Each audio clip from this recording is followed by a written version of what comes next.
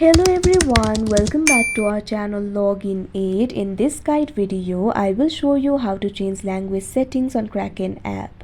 So first of all, launch open Kraken application. Make sure you're logged in to your account. Now you can see over here Kraken application has been opened. Initially you'll be led to this kind of interface. What you have to do is tap on the profile icon that you can see at the top left corner of your screen.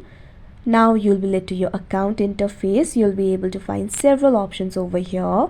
In the section for settings, at third you'll be able to find the option for preferences. Simply tap on it. Now you'll be led to the preferences interface. You'll be able to find the options like currency, language, theme, number format, etc. Tap on the option language. Right now English is selected. You'll be able to find several languages over here. Simply tap on the language that you want to change to. Now after doing that, you can see over here the language will be changed. So that is how you change language settings on Kraken app. I hope you found this video helpful. Thank you for watching. Make sure to like, share and subscribe to our channel.